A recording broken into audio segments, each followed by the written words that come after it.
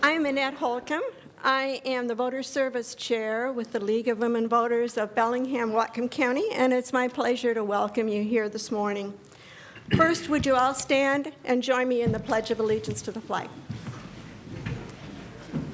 I pledge allegiance to the flag of the United States of America and to the republic for which it stands, one nation, under God, indivisible, with liberty and justice for all. Thank you. Now, let me remind you, turn off your cell phones at this time before we get started. The voter forums are presented by the League of Women Voters of Bellingham, Whatcom County, and the City of Bellingham. The city has provided the facilities, and the forum is being taped live by BTV10. Forums will be repeated on BTV10 until the November 7th election. They're also available on the city's YouTube channel within a couple of days. And they will be broadcast on low-power radio stations KMRE and KVAZ. The Bellingham Herald is our media partner, and we thank all of these folks for their generous support. If you have an opportunity, we hope you'll thank them as well. The League was founded in 1920 and is a nonpartisan organization with over 800 affiliates throughout the country.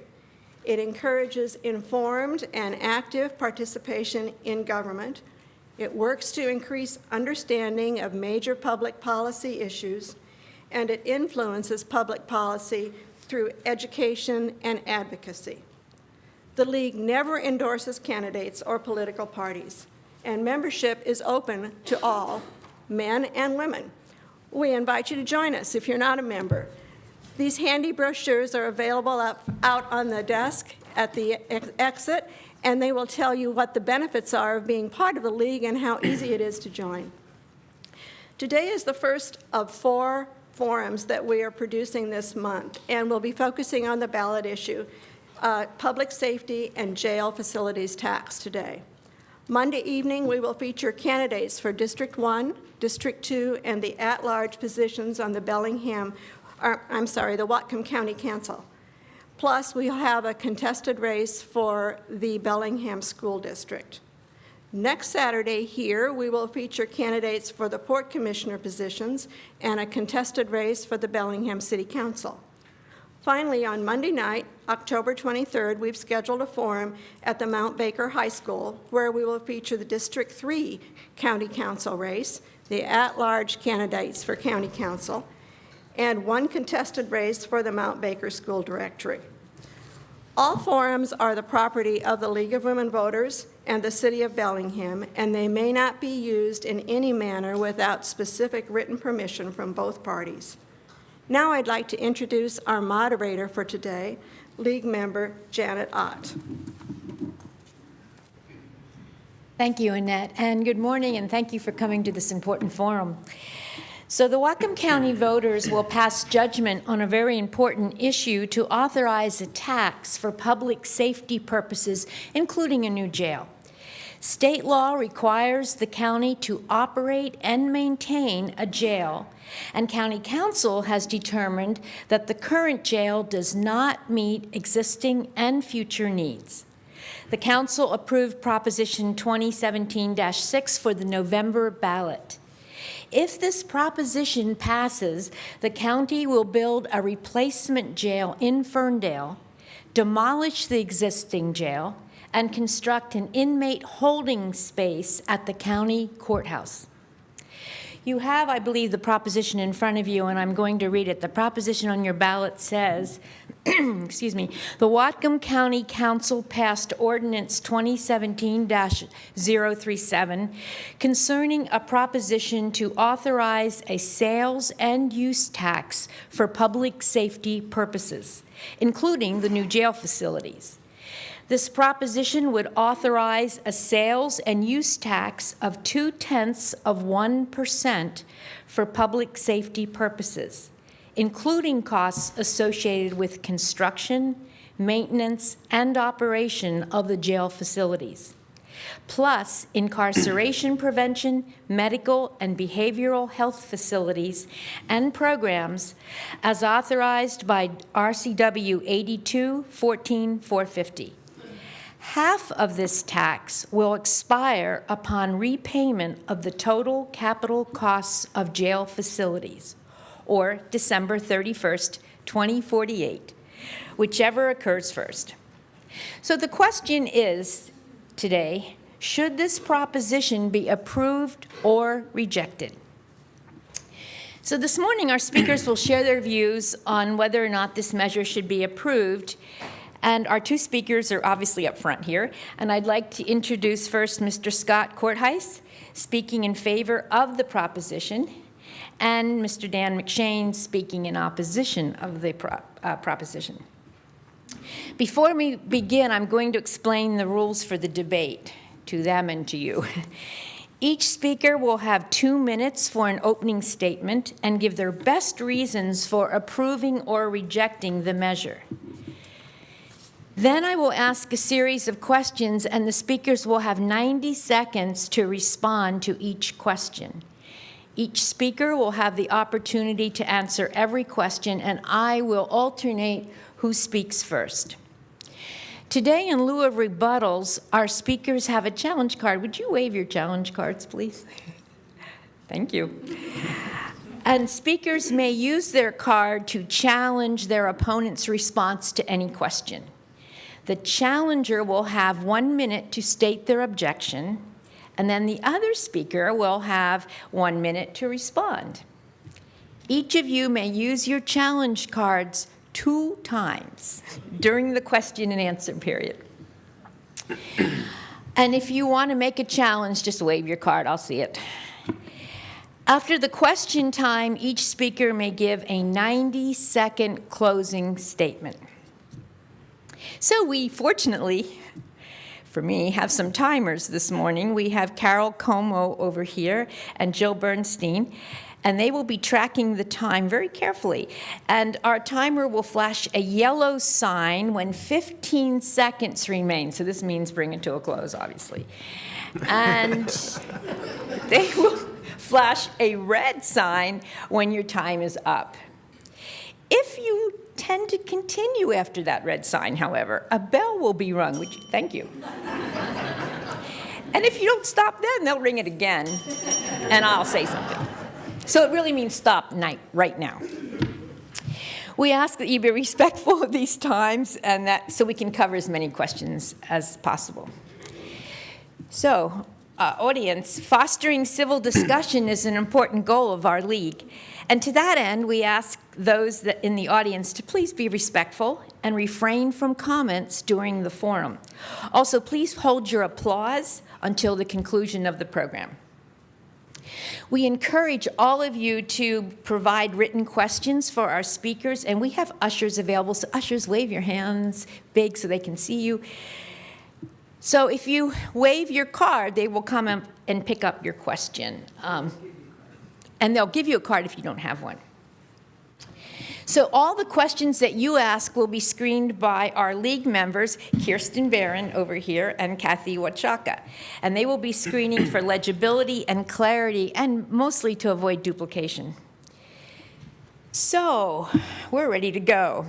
Our pro speaker, Mr. Korthuis, will go first, and then I will rotate the speaking order. So with the rules all covered, any questions about the rules? No. Okay. Let's get started. Timers, are you ready? I bet.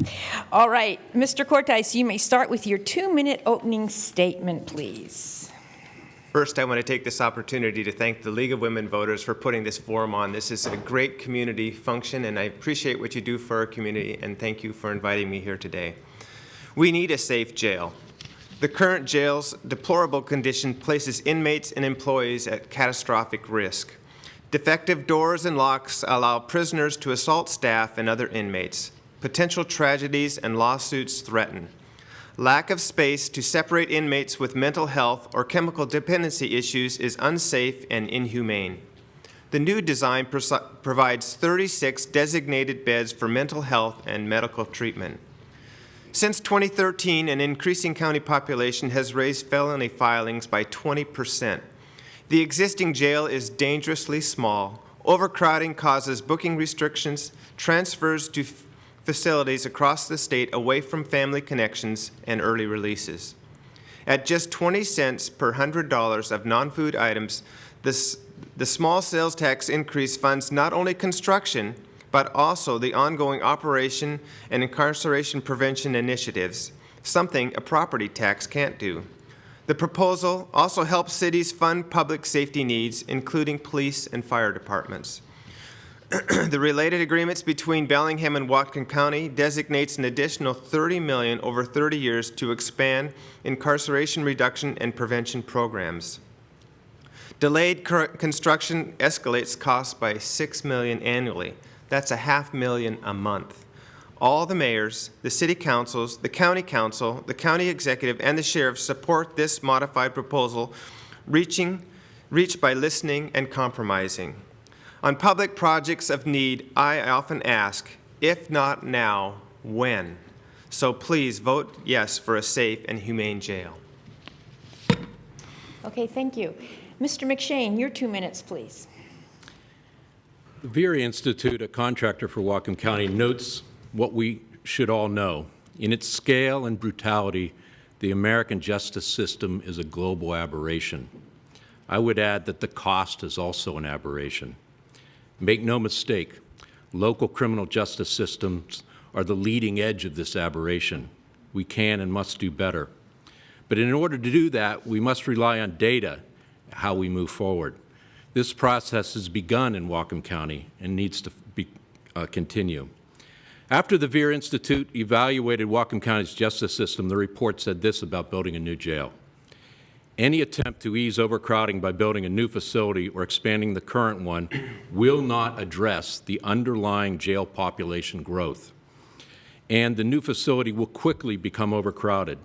Criminal justice and community stakeholders must work together to achieve a safe, sustainable, and fair justice system. On the day this report was issued, a very expensive jail tax was placed on the ballot. A tax to build a jail that on a cost per bed basis will be one of the most expensive jails in the United States. $250,000 per bed versus the $120,000 per bed Skagit County paid. We need an effective criminal justice system. A very expensive jail is not the answer. Hundreds of others have come out against this jail tax, including Whatcom County Democrats and community leaders, that recognize that we must take the time to use data and develop approaches for a safe, sustainable, humane justice system. I cannot articulate everyone's views and concerns about this jail tax, but ask that you please join me and vote no on this jail tax. I will try the best of my ability to answer your questions today. Thank you. Thank you. Okay, we're now going to go into the question section of this forum, and you will have 90 seconds to respond to the questions. Our first question is, 2 years ago, voters defeated a jail sales tax by a narrow margin. Looking just at the wordings of this proposition, what voters will see on their ballots, what has changed, what hasn't changed, and how do you think that should impact a voter's decision? Mr. Korthuis, your response, please. Okay, so one of the major changes that we've encountered in the past 2 years is the shift of funding more towards the county and less towards the city. So we feel that that's a shift that the cities, particularly Bellingham, wanted, because in the past they were, I think, at 22%, and now they're in the 15% range of funding this, which is closer to the population parity with the population they incarcerate. So what that has done is giving a lot more money for other programs, particularly police, fire, and then the Incarceration Reduction Task Force recommendations, which is going to be heavily funded through this tax. So that was another thing that the latest agreement had in it, was the taking the recommendations of the Incarceration and Prevention Task Force. So those are some of the major ones that I can think of. Also, we reviewed capital cost, and previously the county was carrying the burden of overruns, and now In the latest agreement, we're sharing both in the potential overruns or the potential savings when it gets built. So that's another element that was factored into the latest agreement. Okay, thank you. I got They're working on it. I got the body Okay. language. I knew I had to slow down. Okay. Mr. McShane, your response, please. You know, 2 years ago when this failed, I think some positive things came out of that failure. One was, as mentioned by the pro statement, is that there was efforts put into incarceration reduction programs and studies. That's ongoing. We're a ways away from having those completed. And in preparing for today, I was looking very carefully at what efforts have been taking place. And what screams out to me is the amount of funding that incarceration reduction programs are going to require. And it's throughout even things that we're currently doing. The drug court, for example, has been pretty successful, but Judge Snyder, a quote from him was that has 2 full-time case managers and takes half a day of court time each week. And they're saying, we could use more help. We need more of this. And that's expensive to fund the drug court. It's expensive to fund behavioral health programs. It's expensive to help people re-enter into society after being in jail. And when I look at this jail tax, there's some lip service to it, and there is money going to be directed that way, but it is dwarfed by the amount of money that it's going to be spent on the jail. Okay, thank you. Question number 2. In 2015, the county established an incarceration prevention and reduction task force to examine the many points of contact a person might have with the justice system and recommend alternatives to jail. What effect, if any, will constructing a new jail have on the funding available for provision of services to keep people out of jail? So, Mr. McShane, you go first. Thank you. Well, that's really a follow-up of what Yes. I was trying to touch on earlier, is that, for example, and I was just looking at, because the city of Bellingham made a separate agreement with the county regarding funding for incarceration reduction.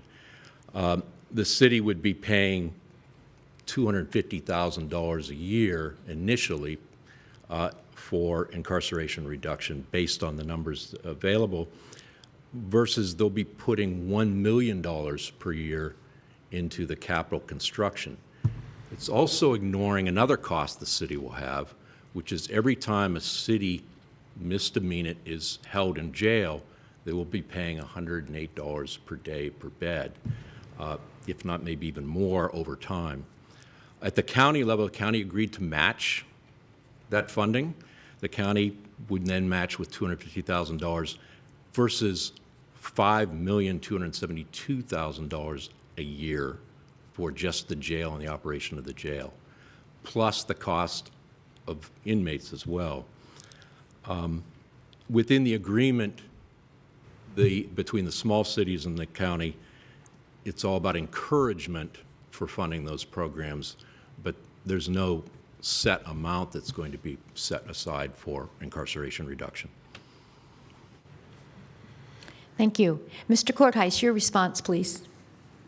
So yes, the new tax, Bellingham and the county have committed to 25% of the funds that are coming to them beyond the bond payment for the new jail. And that 25% is in that $200,000 to $250,000 range to begin with, so that is correct. But without the new tax, that money isn't available for the programs, and I think it's critically important to note that if these programs, which we've already just stated, they're very costly to implement, we need a funding source for them, and we feel that this tax is a great funding source for alternative programs. Another thing that we talked about at length is success, all right. Do I get to keep going, or does he get it? Yeah, keep Okay. going.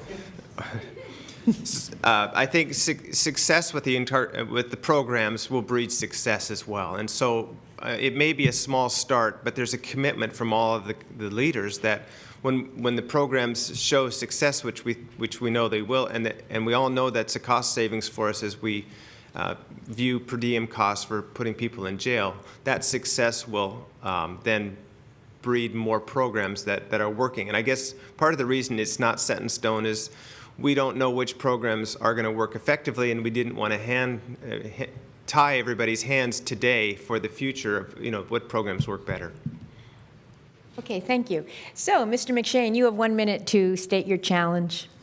Not so much a challenge might be the wrong word, but a follow-up that I think is really, really critical about this tax and the agreement that this tax approval would trigger, which is, and I think it really needs to be emphasized, is yes, there'll be more money available for incarceration reduction programs, helping inmates become better people so that they actually recover from the jail. But it eats up the funding, so much of it goes into the jail. And when I look at the incarceration reduction programs that are currently being done and that will be recommended in the future, there just won't be the money for it when so much of it goes into building an expensive jail. Okay, thank you. Mr. Korthuis, you have 1 minute to respond to his challenge if you wish. So if we don't do the tax, we don't get a new jail, then we all recognize that the current jail is deplorable, so we have to do repair work there. And the repair estimates are between $45 and $50 million to get it in a condition that is acceptable and meets current standards. And that is a very high price as well. So,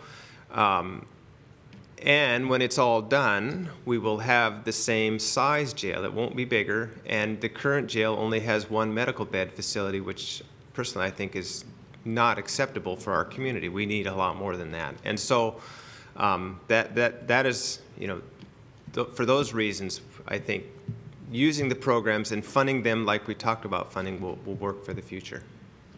Thank you. Question number 3. And the first person to respond in this situation will be Mr. Korthuis. Please comment on the results of the Vera Institute. Are you influenced by their advice, and if so, how? I guess I'm not that familiar with the Vera Institute other than things I've heard here, but recommendations that come from outside sources and talk about the way we incarcerate people,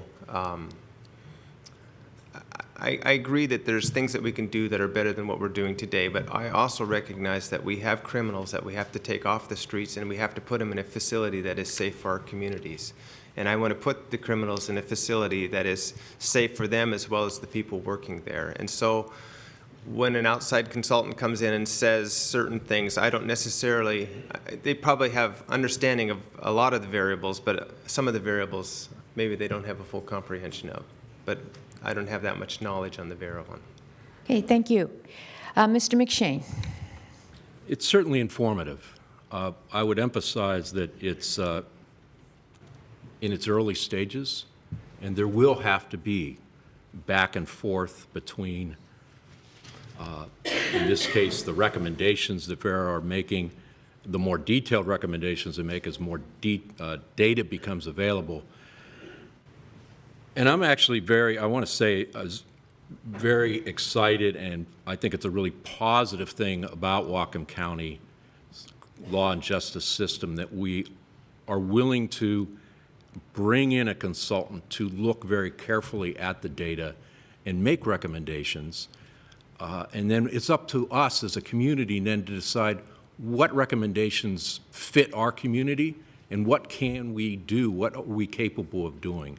And it brings back always again, I'll keep hitting it over and over again, a broken record, is that there's going to really need to be a lot of funding to address the recommendations that the VEER Institute has made so far.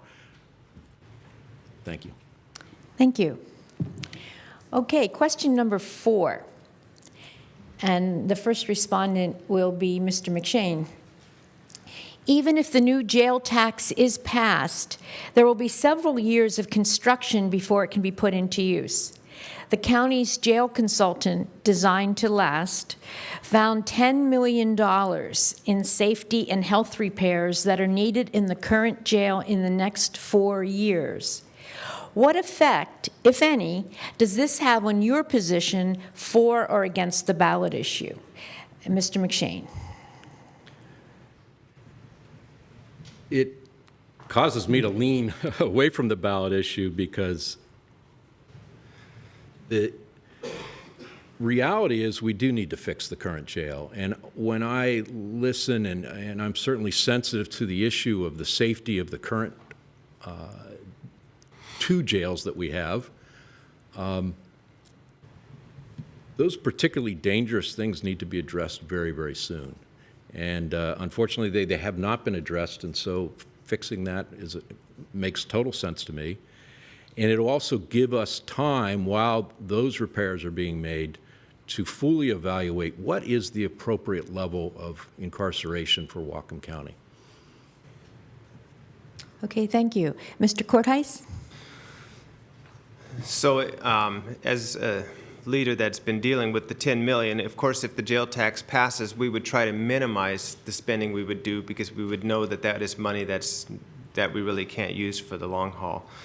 I guess I would pivot back to as well, if it doesn't pass, each year that you delay building a new jail costs roughly $6 million more in increased construction costs.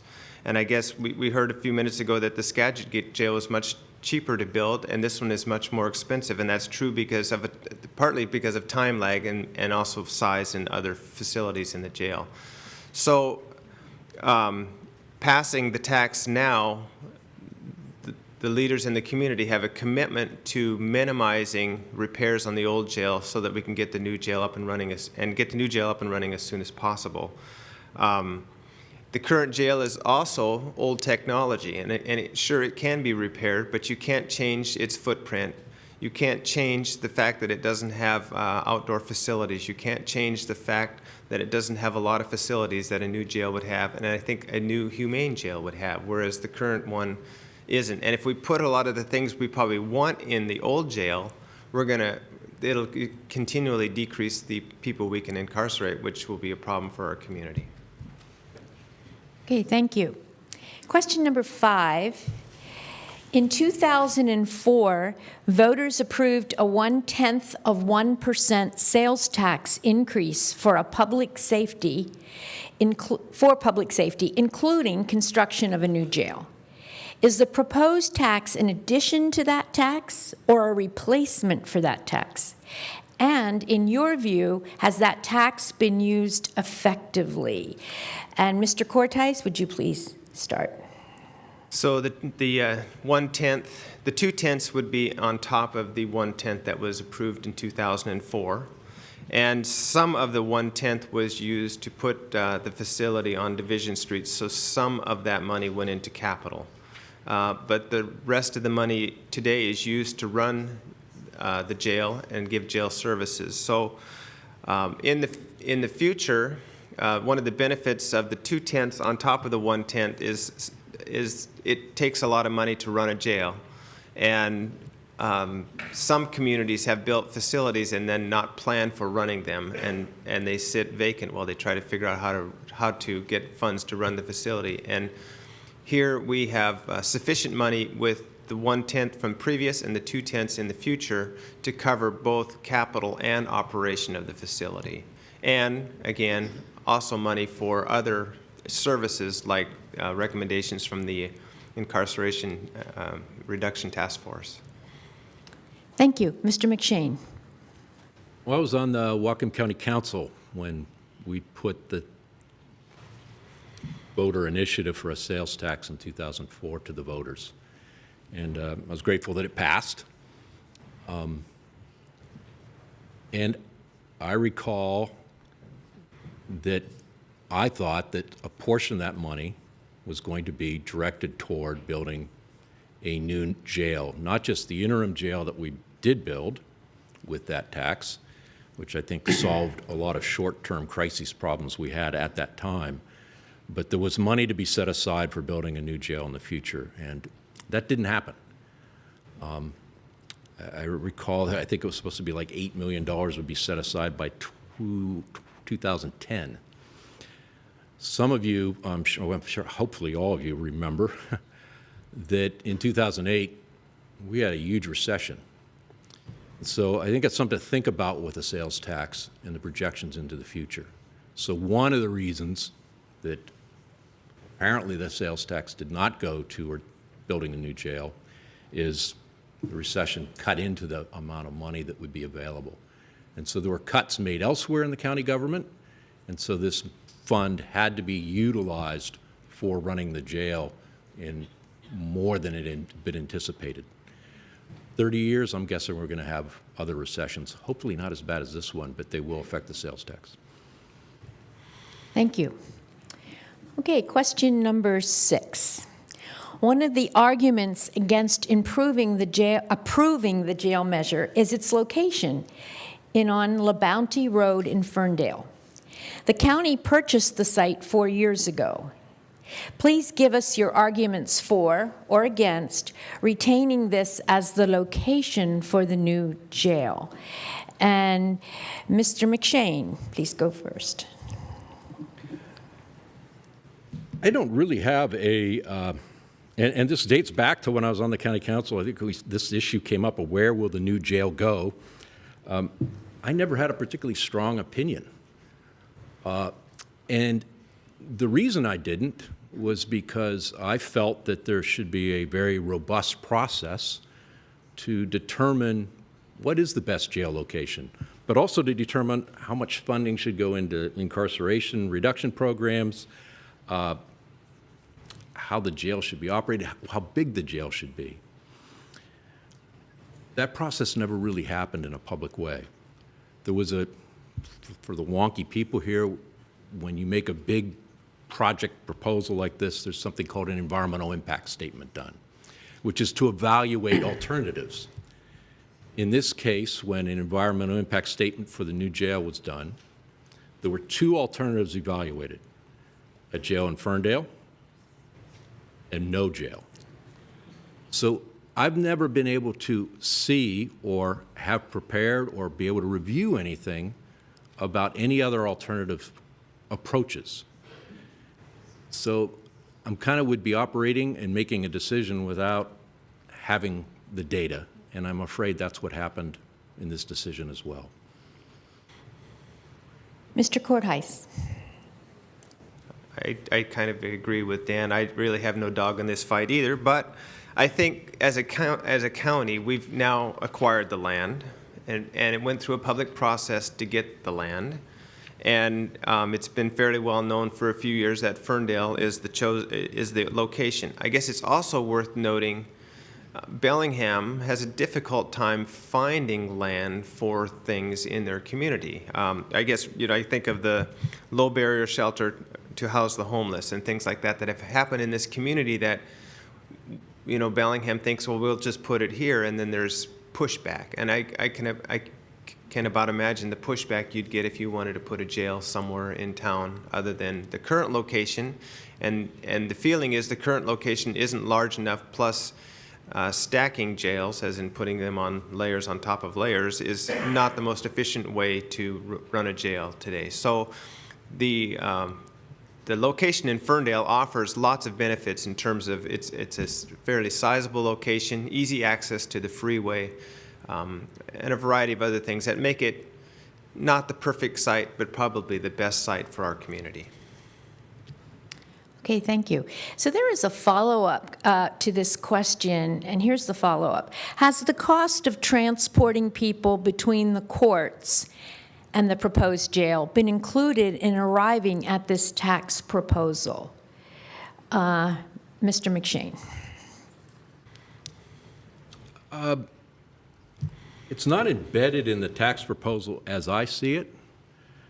Those are other costs that would be borne by the cities to transport, so it might be somewhat advantageous to Ferndale, less advantageous to the city of Bellingham. That's transporting prisoners back and forth. I assume that the county is trying to take that into account of transporting prisoners for court dates. I did see, and this was from the probation,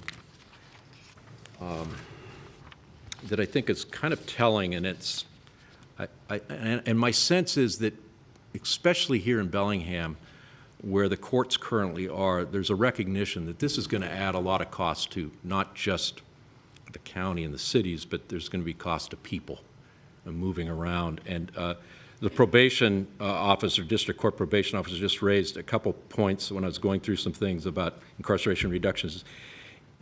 Increased ease of getting to the jail alternative programs. So the jail alternative programs are currently in Bellingham, but they're in a part of Bellingham away from downtown, and so people are having a hard time getting there. He suggested free or reduced cost bus passes.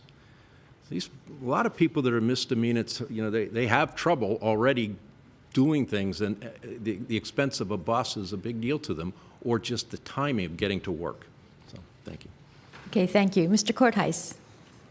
I don't know of any particular study that was put together that actually put hard numbers to what it would cost for additional transport. I know that there have been anecdotal things that the facility being so close to the freeway actually makes it closer for some areas of Bellingham than it is currently, because you avoid downtown traffic.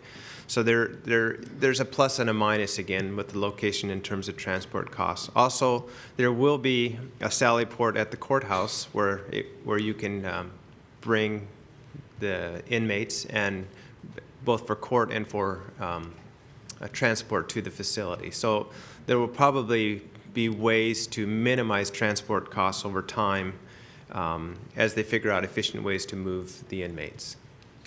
Okay, thank you. Question number 7. Please elaborate on the special programs for addicts and the mentally ill. And we'll start with Mr. Korthuis.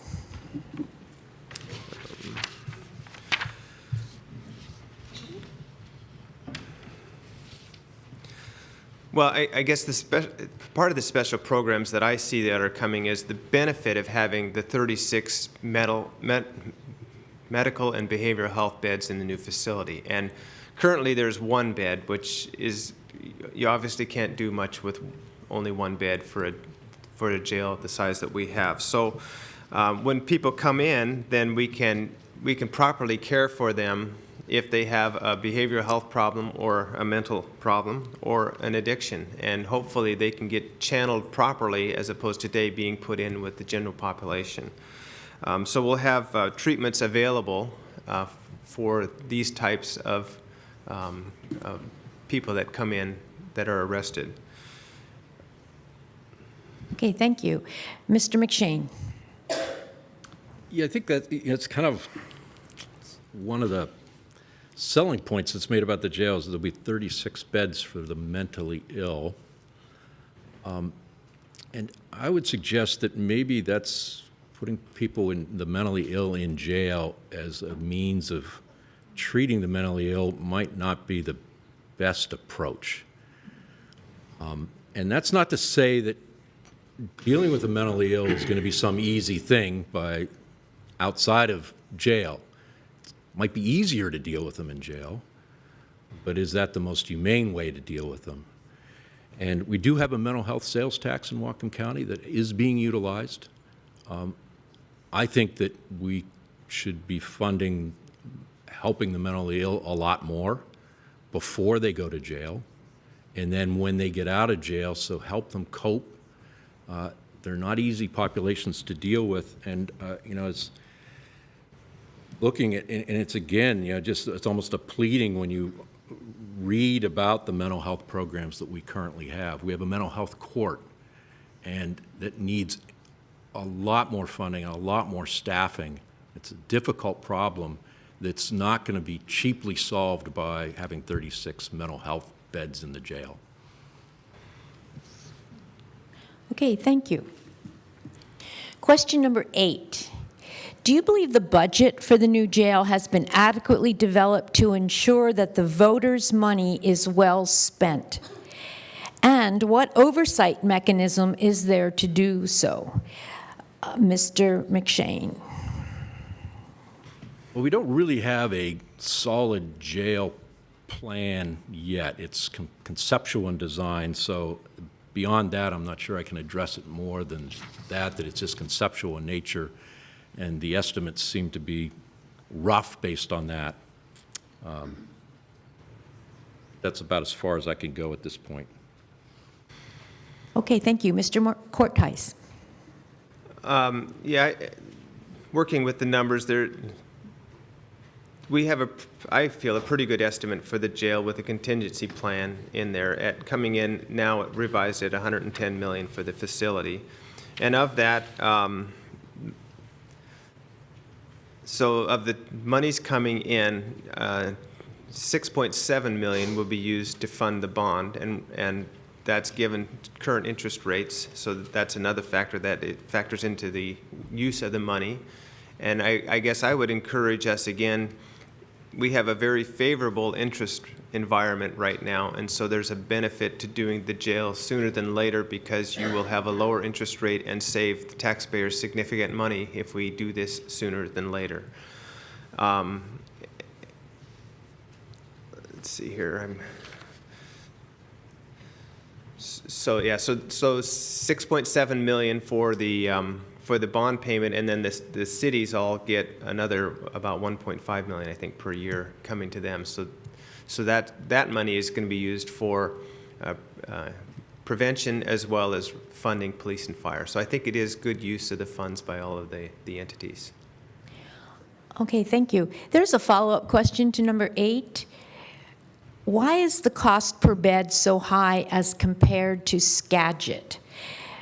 Mr. McShane. Yeah, and I guess that's probably where I might not have handled that question before all that well.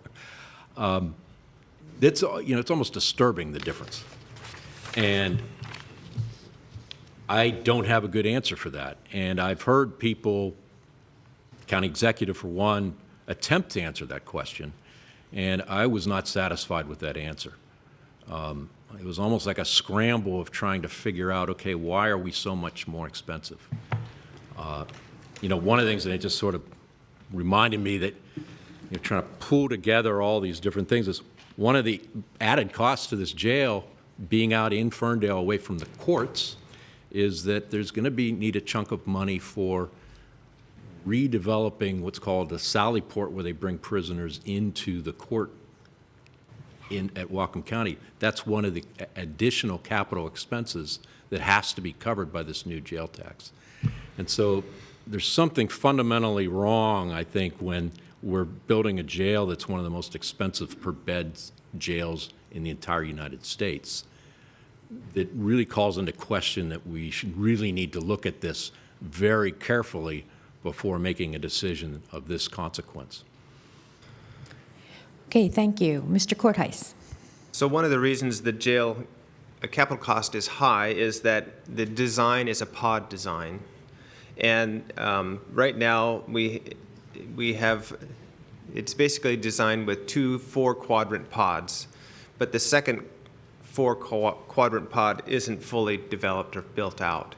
And so, but the services for a jail to handle that pod being potentially built out sometime in the distant future, the services with the mental health facilities and the offices and the support staff and the kitchens and all of that are sized for something bigger in the future.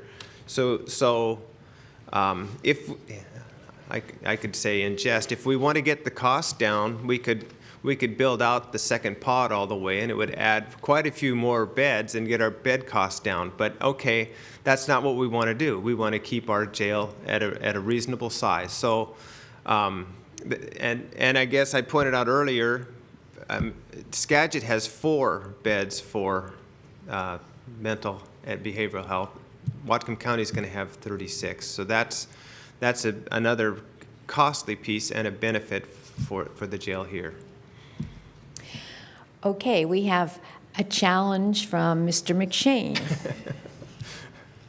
Let's talk about direct challenge, but within the jail agreement, I think it's important to recognize number 3 within the agreement, and that's the expansion of facilities beyond the new jail. And then if the county, and what it states is if the county determines at a later date that the expansion of additional jail facilities are necessary beyond what is defined in this jail agreement, then the costs associated with additional facilities will be subject to a new or amended agreement. So the reality is, concerned is that, and certainly based on what I just heard, is that there's a potential, and this is being designed to be a larger jail than what we are currently voting on. What we're currently voting on is a jail that's supposed to be 11% larger. So an 11% increase in beds at a cost of $250,000 for all the beds, it just doesn't seem to add up right for me. Okay, thank you. Mr. Korthuis, would you care to respond to that challenge? Yes, I guess it's 11% larger, correct. It's also, the bond on it is 30 years. I'd like to say it's going to last more than 30 years. I know this community is going to grow more than 11% in 30 years. For us to sit here today and say that 25 years from now, this facility is not full, I think is short-sighted. And so we're trying to be stewards of the money today, planning for the future, because we know the site can handle more if it needs it. And so that's why today we're putting the extra funds into this. Thank you. Next question. As this jail process has proceeded, does the county have good data on who is in jail, how many are mentally ill, and who is addicted? If so, how has that affected the planning? Mr. Korthuis. I know we have good data on the population in the jail from the cities and the county. We know how many are misdemeanors, we know how many are felons, and the vast majority of the people in the jail are felons. I don't have data, but the jail probably has data on what % of the people in the jail have a mental health issue. I agree that this is not the place to treat mental health, but I think often the mentally unhealthy people do illegal things which get them there, and I want to take care of them and move them on as soon as possible. And I guess that's one of the benefits of the new jail. There's going to be facilities and services there available that aren't probably available today. So. Okay, thank you. Mr. McShane. Yeah, that's part of what's being done currently, and it was part of the Vera Institute report, which I'd really encourage people to read and give you a perspective on who's in the jail currently, at least on their reading of the numbers that might get tweaked over time. One thing I picked up on that I found interesting was, that we should think about into the future and how we make decisions about what the size of the jail should be. We hear about the number of felony admissions in the jail, and the number one felony admission in the jail is controlled substance, so it's drug charges. The number 2 felony admission is controlled substance with manufacturing, delivering intent. The number 5 felony admissions is a category called, possession with no prescription. So there's a lot that we could be doing around drugs just on that piece alone. And you can go down the list, and it helps then inform where we should be concentrating. And I think also it helped inform me of what kind of inmates do we have, and having that information is really useful for making decisions. And so I think making data-driven decisions is absolutely critical for the new jail. Okay, thank you. Next question. What is your view about funding the new jail with a sales tax rather than a property tax or a combination of sales tax and property tax? Mr. Korthuis. I prefer this sales tax because it spreads the tax over the entire community, which is more fair. Also, the sales tax can be used to fund operations where a property tax can only be used for capital. And the 2/10 public safety tax that is available will fund the facility and the bond payment, as well as give quite a few dollars to the cities and to the county in the future for funding their public safety things. So it's a good use of this public safety tax, and sales tax goes across the entire community, where property tax affects only property owners. Okay, thank you. Mr. McShane. Well, I recognize that sales taxes are regressive. They are harder on poor people than they are on people who have wealth. The downside of a property tax is it's going to affect people, but we have embedded within property tax ways of addressing people who have limited incomes or fixed incomes. The other factor here is that has not really been spoken of about is that the property tax approach requires a larger percentage of the voters to pass it. And I think there's a hesitancy because this failed before to pass a property tax. This community, Whatcom County, passed a property tax last year for public safety purposes. And that was for the emergency medical services. If people believe in something and are willing to, 60% of the population voted for it. And I think it's a good way to approach public policy of major capital investments. You really want to have a broader buy-in by the community, and therefore you need to convince the community that this is a really good thing instead of squeaking by at 50% plus one vote. Thank you. And the very last question. If this measure does not pass, what is the alternative? Mr. McShane. The alternative will be that it'll create an opportunity to continue evaluating how our law and justice system works, how and what percent we should be putting toward incarceration reduction,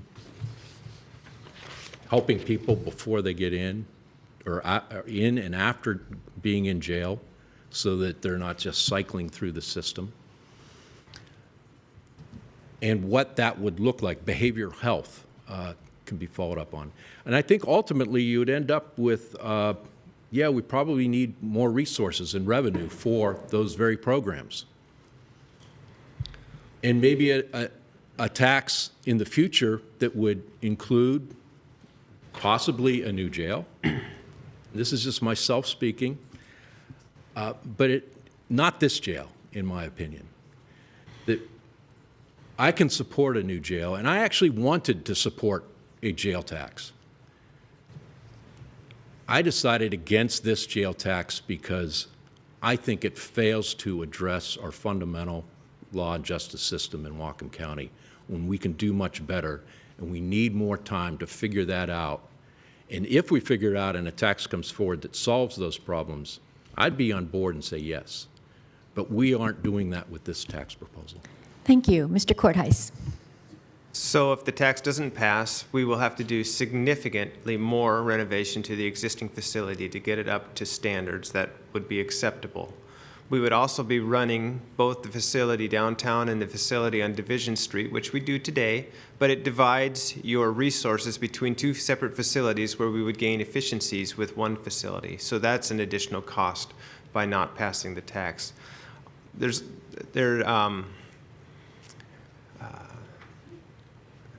I lost my train of thought here, but so the downtown facility, in my opinion, if we do remodel it, it won't get any larger. We know that, and so some of the behavioral health things that we want to take care of won't be taken care of.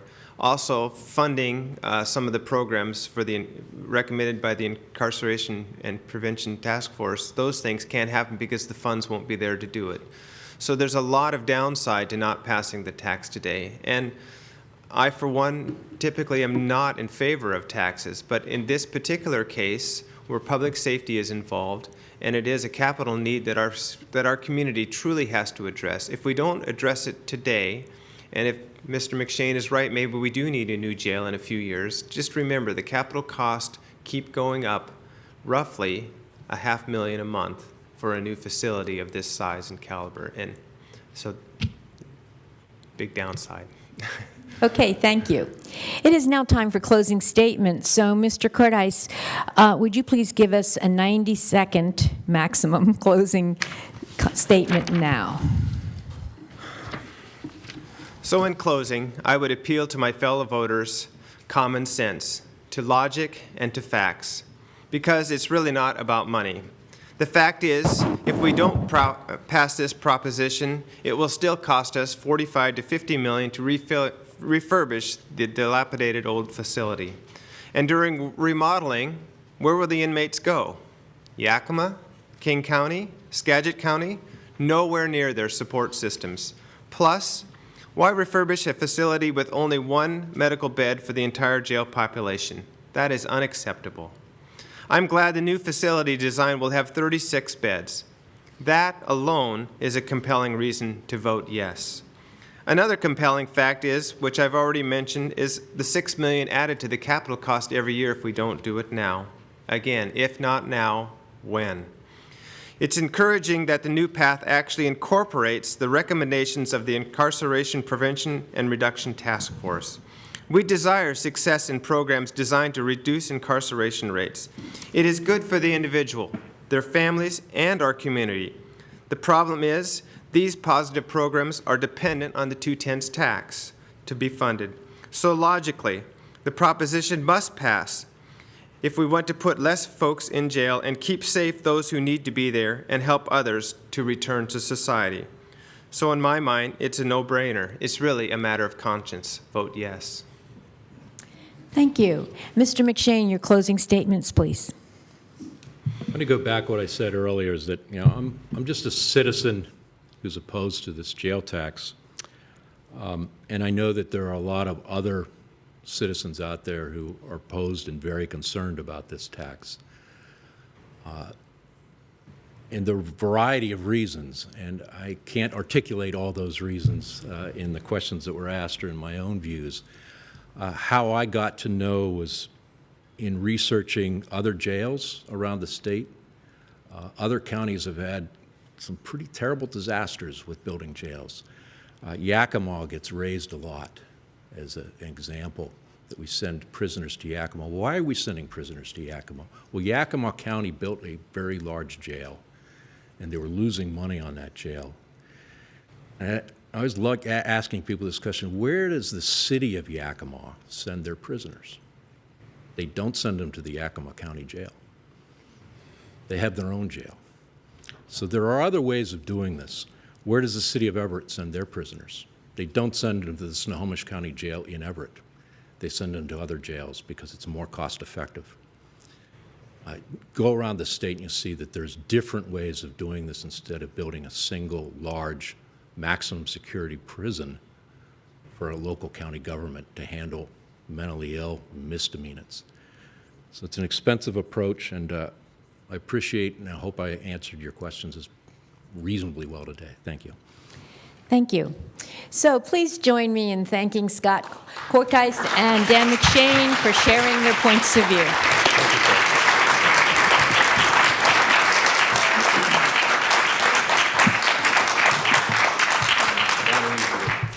Thank you. And I want to thank all of the members of the audience for your good questions and for being here today. I know that there were many questions coming up that we did not have time for. And I'd like to ask our great speakers, would you be willing to stay around for maybe 5 minutes and see if anybody has burning questions that you could answer in the hall outside the chambers? Absolutely. Sure. Thank you so much. I want to thank all of our league members who helped today to make this go smoothly, too. Could we give Janet Ott and the league a hand, please?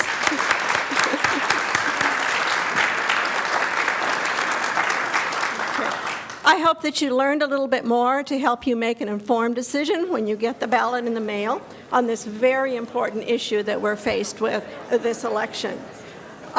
Several people have asked, when are the rebroadcasts going to be available on Channel 10, BTV 10, or on KVOS radio? We're going to have some audio there.